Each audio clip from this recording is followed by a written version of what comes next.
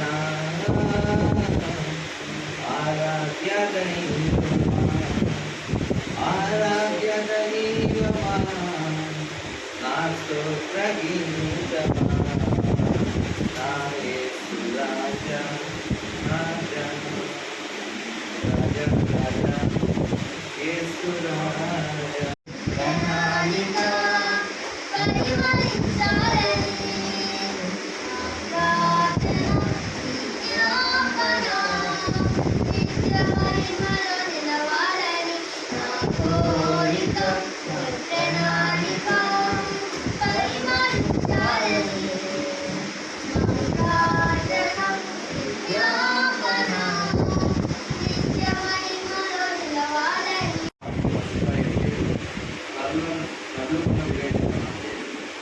జ్ఞానాభ్యాసం చేసిన వాడని కాను పరిశుద్ధ దేవుని జ్ఞానము పొందలేదు ఆకాశంలో ఎక్కి మళ్ళా దిగినవాడెవడు తన పిడికిళ్ళతో గాలిని పట్టుకొనగల వాడెవడు పక్కనలో నీరు మోటగట్టినవాడు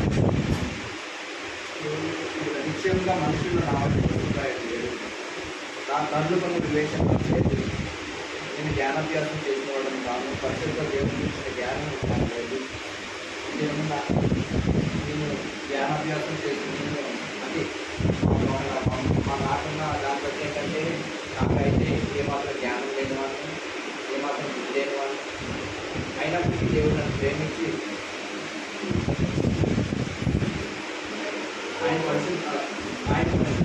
ఆయన మాటలు చెప్పడానికి కానీ ఆయన వాక్యాన్ని చదవడానికి కానీ ఆయన ప్రార్థించడానికి కానీ అంటే ఆయన పరిస్థితి ఆయన ద్వారా నేను రక్షణ పొందకపోతే ఈరోజు నేను స్థాయిలో అంటే దేవుడిలో రక్షణ పొందుతున్నాను కాబట్టి దేవుడిలో వాక్యం చదవగలుగుతున్నాను చెప్పడానికి దేవుడు నాకు అవసరం ఇచ్చాడు ఎందుకంటే ఈ లోకంలో నేను పశువుగానే జీవిస్తాను ఎందుకంటే ఒక ఆలోచన తిరగవచ్చు ఒక తిరుగుబడిగా తిరగవచ్చు అంటే దేవుడు ఇచ్చిన జ్ఞానం బట్టి ఎలా ఉండాలి మనం తెలిసిన దేవుడి యొక్క వారాన్ని దేవుని కాచి కాపాడి నన్ను నా కుటుంబాన్ని భార్యను దేవుడికి భద్రపరిచిన చేస్తున్నాను. అలాగే ఈరోజు యాక్చువల్గా ఆగస్టు 1వ తారీఖున మేము స్కాన్కి వెళ్దాం అనుకున్నాం బేబీ స్కాన్కి. అయితే ఏమైందంటే డిఫెన్స్ స్కాన్ తీసుకున్నాం ముందు.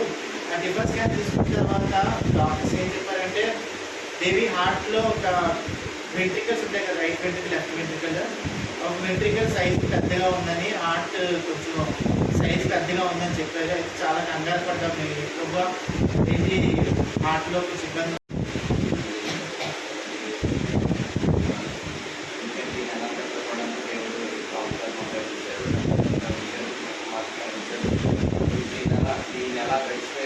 చివరిలో ఉన్నది 1 నెలలో పడుతున్నట్టుగా మాకు దేవుడు ఇచ్చిన వాళ్ళు ఆరోగ్యంలో కానీ పరిపాలన విషయంలో కానీ ఏ విషయంలో నా ఆరోగ్యంలో సంతోషంగా ప్రతి ఒక్క విషయంలో ఉంది. ఈ విధంగా మమ్మల్ని కాల్చి కాపాడండి. ప్రతి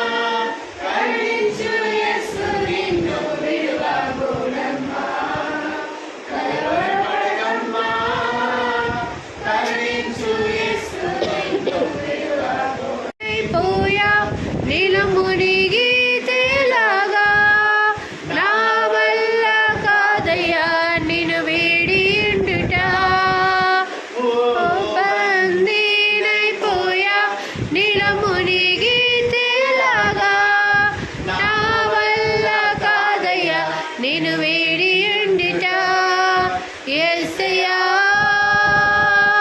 యేసయ్యా యేసయ్యా యేసయ్యా ఎంత లోతున పడిపోయినా పైకెత్తగల సర్వశక్తుడా పగిలిపోయిన ప్రతి పాత్రను సరిచేయగల పరమాత్మని ఎంత లోతున పడిపోయిన పైకెత్తగల సర్వశక్తుడా పగిలిపోయిన ప్రతి పాత్ర అతడు 40 రేయింబగలు యెహోవాతో కూడా అక్కడ నుండెను. అతడు భోజనము చేయలేదు, నీళ్లు త్రాగలేదు. అంతలో ఆయన నిబంధన వాక్యములను అనగా 10 ఆజ్ఞలను ఆ పలక మీద వ్రాసెను. దేవునికి స్తోత్రం. అసలు మోషే 40 రోజులు ఎందుకు ఉపవాసం చేశాడు? మరి ఉపవాసం చేశాడు అంటే దానికి కారణం కాదు. ఉపవాసం ఎందుకు మోషే చేశాడు? మోషే ఉపవాసం ఎందుకు వచ్చింది? మీకు అర్థమైందండి? ఉపవాసం చేసిన వాళ్ళందరికీ వచ్చింది. దానికి అర్హులై ఉన్నారు. ఆ బ్యాంకులోని అకౌంట్లో డబ్బు ఉంటేనే ఇది లేదు, ఏటీఎం కార్డు ఉంది కదా, ఎన్ని మసాలా తెచ్చి వచ్చేస్తే కొత్తది ఏంటంటే ఖాళీ చూసులే వస్తాయి. ఇప్పుడు తప్ప ఇంకేం రావు. దేవుని స్తోత్రం. ఇప్పుడు చెప్పండి, మోషే ఉపవాసం ఎందుకు చేశాడు? తన కోసం దేవుని యొక్క పాలు తేనె ప్రేమించే దేశం వెళ్ళాలి. తన కానీ వాళ్ళు చేస్తున్నారు కదా, వీళ్ళు వెళ్తున్నారు కానీ వీళ్ళు మనస్ఫూర్తిగా ఉండి వెళ్ళట్లేదు. మా పాస్టర్ గారు పెట్టారు కదని వెళ్తున్నారు, మా పాస్టర్ గారు పెట్టారు కదని వెళ్తున్నారు, లేదా మా సంఘంలో జరుగుతుంది కదా అని వెళ్తున్నారు. దానివల్ల ఏమీ బెనిఫిట్ రాదు, లాభం అనేది మనకి రాదు. ఉపవాస ప్రార్థనకి వచ్చాము అంటే దానికి కారణం ఉండాలి. మోషే ఏ కారణం చేత ఉపవాసం ఉన్నాడు? దేవుని వెతుకుతున్నాడు.